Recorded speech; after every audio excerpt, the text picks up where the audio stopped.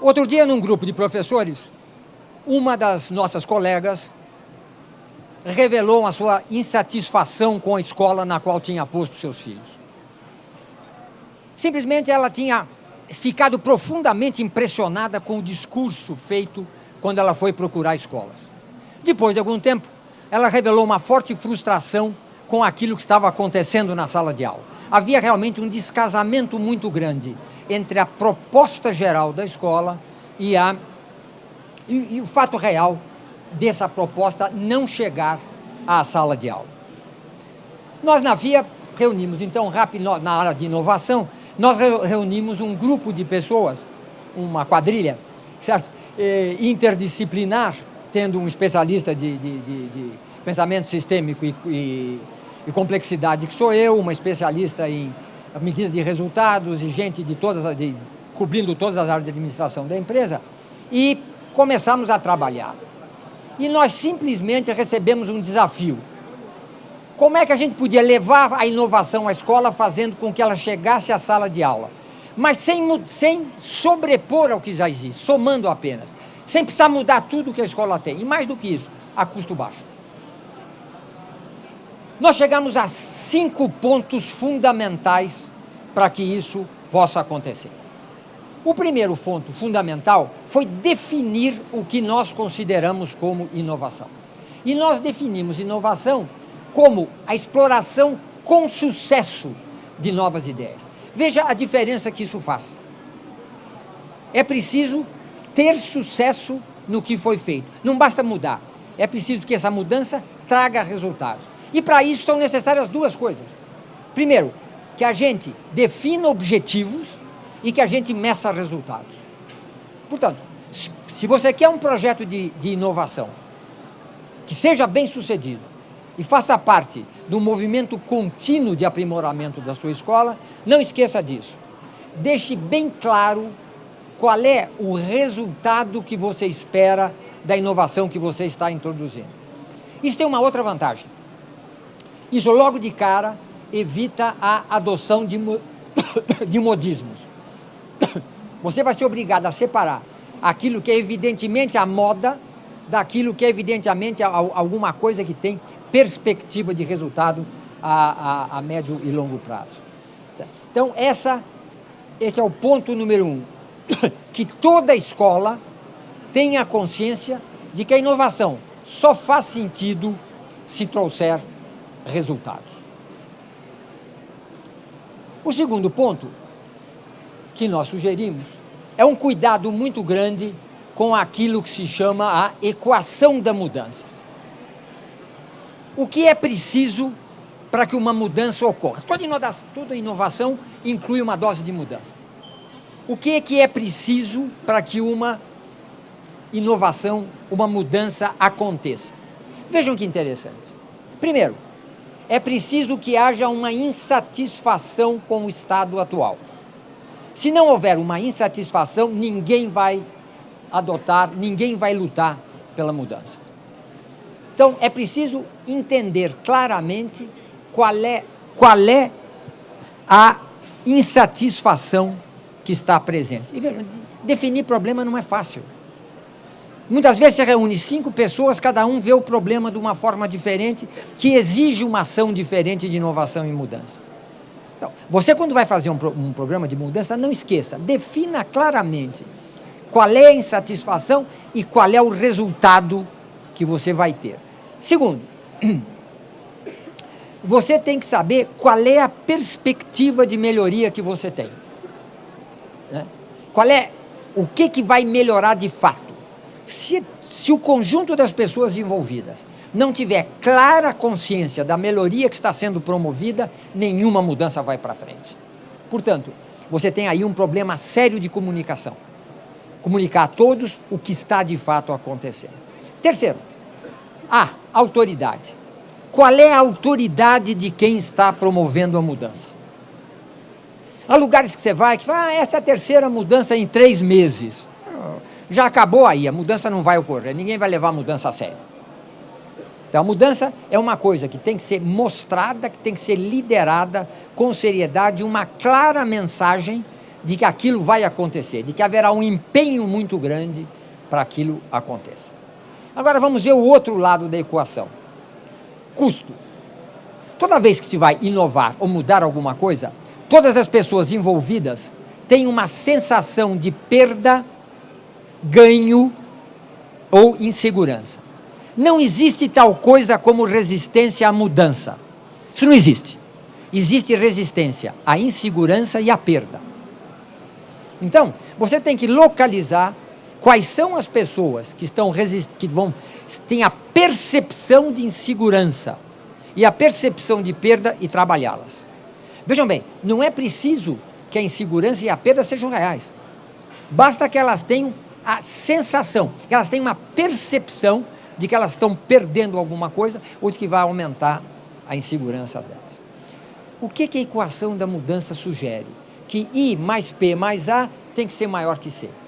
Se a pessoa perceber que o lado esquerdo é maior do que a perda, ela vai se engajar na mudança. Se ela perceber que realmente o balanço é negativo para ela, ela será um problema para o teu processo todo. Então é extremamente interessante e importante você conhecer quais são as posições e as visões do público envolvido no processo de mudança. Isso a gente esquece muitas vezes. Muitas vezes quem está liderando a mudança e liderando a inovação acha que a coisa é tão óbvia que não precisa ser trabalhada, não precisa trabalhar adeptos, não precisa explicar em detalhes o que vai acontecer. Há quem prefira até esconder, que é uma forma de suicídio lento e doloroso. Então, essa equação da mudança é uma segunda recomendação que o nosso grupo fez para toda pessoa que queira, de fato, promover uma inovação e, portanto, uma mudança bem-sucedida. O terceiro ponto é trabalhar os modelos mentais da empresa. O que são modelos mentais? Modelos mentais são representações simplificadas que o nosso cérebro faz de como as pessoas agem, como as pessoas são. Tá certo? Obviamente, quando eu entrei aqui, vocês olharam para mim, cada um de vocês fez um modelo mental de mim. Velho fala pelos cotovelos, é magrinho, cada um fez uma mais próxima da sua realidade. Se eu for encontrar depois de amanhã, um vai dizer, pô, é aquele magrinho, o outro vai dizer, aquele cara que não consegue parar de falar. Quer dizer, cada um terá uma imagem, mas as atitudes de vocês serão regidas pelos modelos mentais que vocês fizeram de mim. Se algum de vocês achou que eu sou parecido com um cunhado que vocês odeiam, a próxima vez que vocês me encontrarem no corredor aqui, vocês vão fugir de mim. Eu posso ser um cara perigoso. Então, esses modelos mentais que nós temos, todas as pessoas têm. Então, se eu não conheço bem os modelos mentais do público com o qual eu estou trabalhando, como é que eu posso promover uma mudança? Como é que eu posso trabalhar a mudança? Por quê? Não há mudança sem mudança de modelo mental. Se você muda uma coisa, mas todo mundo continua pensando igual, o que vai acontecer? 4 letrinhas, começando por N, nada. Eu preciso conhecer e trabalhar. E veja, modelos mentais, um modelo mental geral, amplamente aceito, chama um paradigma. E nós vivemos em sociedade onde os paradigmas são muito fortes. E o conjunto dos paradigmas de um grupo ou sociedade é uma cultura. Diferentes escolas têm culturas diferentes, diferentes empresas têm culturas diferentes, diferentes bancos têm culturas diferentes. Pega 2 bancos de grande sucesso, o Itaú e o Bradesco. Totalmente diferentes, os 2 muito bem sucedidos com culturas totalmente diferentes. Mas as culturas são diferentes. Você trabalha num, você tem que trabalhar de um jeito, você trabalha no outro, você tem que trabalhar de outro jeito. E nas escolas a mesma coisa. Cada escola tem a sua cultura, o seu jeito de trabalhar e o que exige diferentes formas de inovar e diferentes formas de mudar. Então, isso também é um estudo que tem que ser feito junto. Qual é o meu público? Qual vai ser a reação? Quais são as expectativas que o público está tendo? Porque, veja, se a expectativa for negativa, eu tenho que trabalhar, senão nada vai acontecer, eu só vou ganhar opositores àquilo que eu estou fazendo. Um outro ponto fundamental é tratar a escola como um sistema. O que é um sistema? É um conjunto de partes que trabalham entrelaçadas. Nós temos sistema respiratório, sistema sanguíneo, sistema de trânsito, né? E temos as empresas são sistemas, os mercados são sistemas. O que significa trabalhar a escola como um sistema? É ver quais são as partes envolvidas e como elas se relacionam. Se eu não entender o relacionamento entre as partes, eu não vou ter uma base sólida para inovar.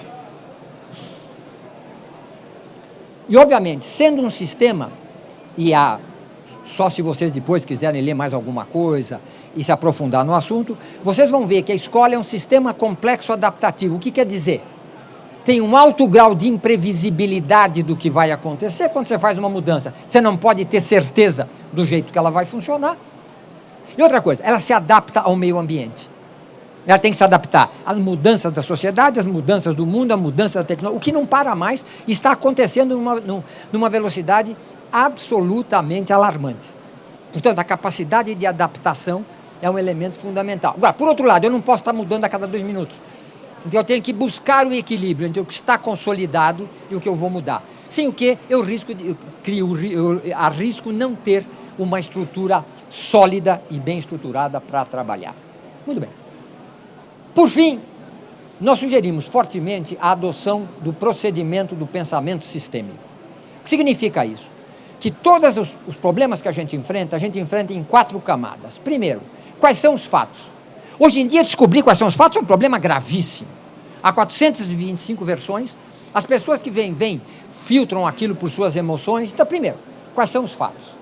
Segundo, quais são as tendências? Um fato que ocorre uma vez é uma coisa, um fato que ocorre toda semana é outro totalmente diferente.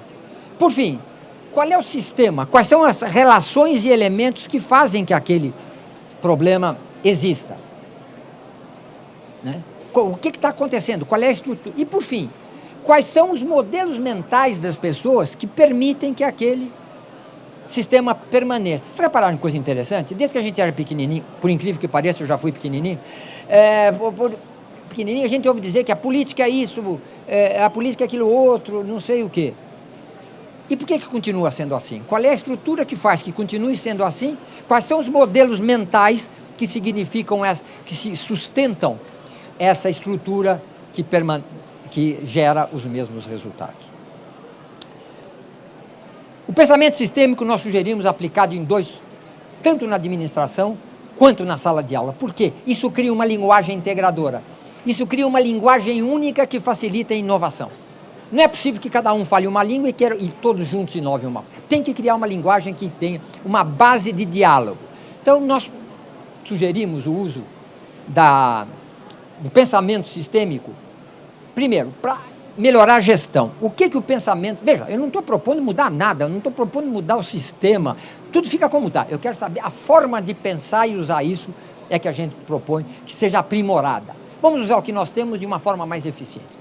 O que a gente propõe? Primeiro, usar o pensamento sistêmico para ter um alinhamento de visões dentro dos diversos setores da escola.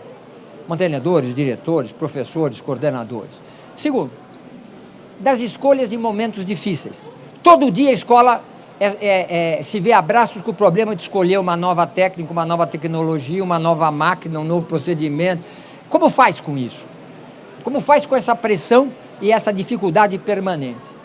Terceiro, trabalhar com problemas mal estruturados. Os problemas mal estruturados são aqueles que a gente não conhece o resultado das soluções. Pensem nisso, é uma porção de problema que tem que primeiro fazer para depois ver o que acontece. Né? Terceiro, definir estruturas estratégicas e integrar culturas. De tal forma que a cultura de inovação seja uma só dentro de toda a escola.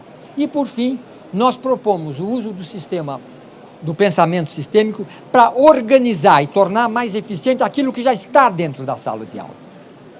E para isso nós estamos desenvolvendo uma porção de guias de uso, softwares, modelos de aplicação. Para quê? Para que toda aquela parafernália que nós montamos possa ser usado com cada vez eficiência melhor, graças a uma integração total na escola, graças à adoção de uma linguagem única e bem conhecida para todos os setores. Se vocês quiserem algum esclarecimento complementar, por favor, não hesitem em me mandar um e-mail, que eu terei imenso prazer de fornecer artigos, leituras, certo? E nos acompanhem, que nós estamos, o nosso programa vai continuar. Um bom dia para vocês.